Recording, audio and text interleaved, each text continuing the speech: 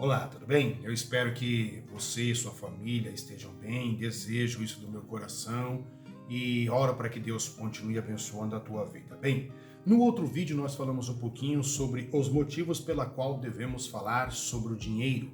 Hoje eu quero falar um pouquinho sobre o principal homem da história, Jesus Cristo. Ele também falou sobre o dinheiro. Quando eu refiro-me que Jesus é o maior homem da história, como personagem histórico, como homem histórico, Jesus é importantíssimo, bem como é o maior homem da história, porque ele dividiu a história. Então nós temos os períodos que antecedem o seu nascimento, conhecido como antes de Cristo, bem como os períodos ou os fatos que aconteceram pós o seu nascimento são chamados de depois de Cristo. Então, como personagem histórico, Jesus é o maior homem da história. Bem como, no contexto de fé, no contexto de religião, Jesus também é o maior homem da história. E por que ele é o maior homem da história? Simplesmente pelo fato de que Jesus, ele é Deus encarnado, né? Então, em questão espiritual, quem é Jesus? Ele é Deus. Em um determinado momento da história, da eternidade, Deus resolveu tornar-se um de nós. E esse Deus que tornou-se um de nós, ele fala sobre o dinheiro. Começando principalmente, por exemplo, em Mateus, capítulo de número 17, verso de número 27. Na verdade, começa no verso de número 24. Ali em Mateus 17, 24 até o 27, nós vamos ver que Jesus, como civil, como cidadão, envolvido em um sistema constitucional, né, político, Jesus paga o tributo. Então Pedro tem um dilema, tem que pagar o tributo. Chegou o dia de pagar o imposto, né? Vamos dizer assim, o IR, o imposto de renda. E agora, como é que nós vamos pagar esse imposto? Pedro está preocupado. Então Jesus faz uma pergunta para Pedro em Mateus capítulo 17, a partir do verso 24. Pedro dá uma resposta, aí Jesus diz, então vamos pagar para não escandalizar. Em outras palavras, para não ter problema, para deixar tudo bonitinho, certinho, para ninguém falar de nós, vamos pagar o tributo. Então Jesus como homem, Jesus como cidadão, como civil, dentro de um contexto político, Jesus paga o tributo. Ok. Jesus também ensina sobre o perigo de se amar o dinheiro. Veja bem, não há nenhum problema em você ter recurso financeiro, você ter o dinheiro de modo sadio, trabalhando de modo honesto, não há problema. Mas o problema está justamente no amor que se dá ao dinheiro. E Jesus fala sobre isso. Jesus ele aborda sobre isso. Jesus fala sobre o perigo de se amar o dinheiro. Ele pega como exemplo um jovem rico que chega nele e faz uma pergunta: o que posso fazer para herdar a vida eterna? Isso nós encontramos em Mateus, capítulo de número 19, verso de número 23 em diante. Aí Jesus então dá um toque para ele: faça isso e acabou, você vai viver, é isso aí. Aí ele diz: já tenho cumprido isso. Ele fala: então beleza, então tem alguma coisa que está te prendendo. E o que está me prendendo? É a tua riqueza. A tua riqueza impede você de encontrar valor na vida, sentido na vida. Então, doa parte do que você tem, né? E eu gosto da frase que diz que você só tem o que doa. A frase diz: você só tem o que doa, porque aquilo que você não doa possui você.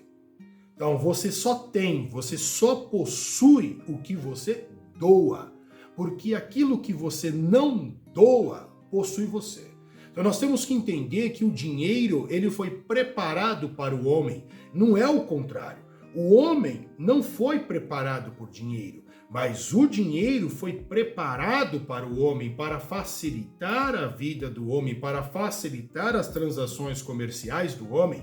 Neste sentido, o dinheiro ele é menor do que o homem. Nós vemos, infelizmente, os papéis trocados. Por isso que Jesus vem dar um alerta, é por isso que Jesus ele vem falar: toma cuidado, para você não colocar a tua paixão, o teu amor, a tua ambição, que é diferente de ganância, no dinheiro. Toma cuidado.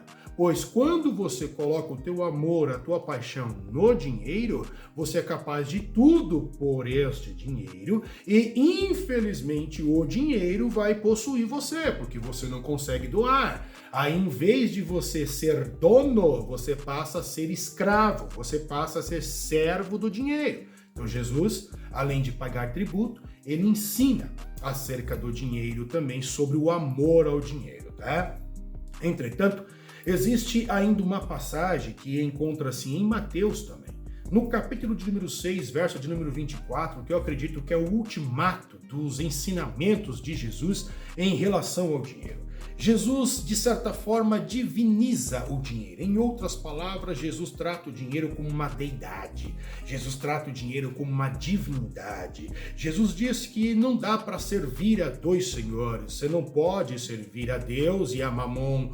Jesus dá um nome para o dinheiro. O dinheiro, ele é um Deus. Ele recebe o nome de Mamon. Em outras palavras, Jesus está dizendo assim, ó, você não pode servir ao Deus Israel, a Yahvé, a Jeová. Você não pode servir ao grande eu sou e a Mamon. Em outras palavras, Jesus está comparando o dinheiro a Deus. Então Jesus está colocando no mesmo degrau Deus, bem como o dinheiro. Então, na visão de Jesus, o dinheiro, ele é um Deus. E quando nós falamos de Deus, nós estamos falando de um título. Tá? A expressão Deus é um título. Eu posso dar o título de Deus a qualquer coisa. Pode ser o meu carro, pode ser os meus certificados acadêmicos, o meu mestrado, o meu doutorado, a minha pós. Eu posso, inclusive, dar o título de Deus ao próprio dinheiro, ao membro da família, não importa. Qualquer coisa pode se tornar um Deus. Quando nós falamos de algo que torna-se um Deus, eu estou falando de um agente influenciador. Deus é um agente influenciador. Em outras palavras, o que Jesus está querendo dizer é que o dinheiro, ele é um agente influenciador. O dinheiro não é neutro. O dinheiro não é neutro. Quando falamos sobre um elemento neutro, estamos falando sobre um elemento que não te atrai. O dinheiro atrai. O dinheiro desperta, o dinheiro é como se fosse uma vitrine de um shopping center, ele desperta interesse, ele desperta vontade, então ele é um agente influenciador ao ponto de eu fazer qualquer coisa para ter mais do dinheiro. É por isso que Jesus o compara a Deus, porque ele é um agente influenciador. Um elemento neutro, por exemplo, é um copo descartável. A pergunta que eu te faço, quem é que se atrai por um copo descartável? Quem é que se atrai por um garfo descartável? Quem é que se atrai por uma colher descartável? Isso sim é um elemento neutro. Você pode até usar em um determinado momento, só que você joga aquilo fora. O dinheiro, ele atrai, não importa a quantidade, não importa o preço, não importa o valor, ele atrai. Então, o fato de atrair coloca ele, então, na condição de uma deidade, de uma divindade. E Jesus diz que um dos deuses deste mundo é o dinheiro. Então a gente não pode servir a dois senhores. Ou você agrada um ou você agrada o outro.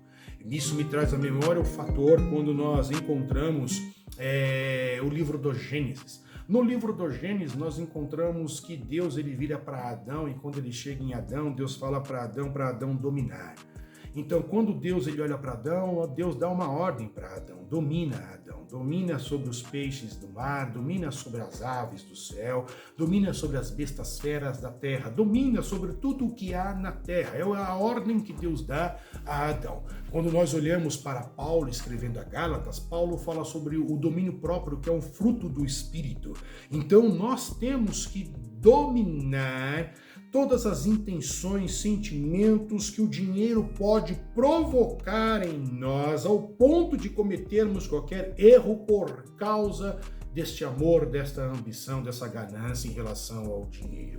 Tá? Então, quando nós olhamos para Jesus, ele paga tributo como pessoa, Jesus fala do perigo, ele chama a atenção do perigo de se amar o dinheiro e Jesus compara o dinheiro a um Deus. Então, tome cuidado para que o dinheiro ele não tome o lugar de Deus na tua vida e torne-se o teu Deus e o teu Senhor e você se torne escravo do dinheiro.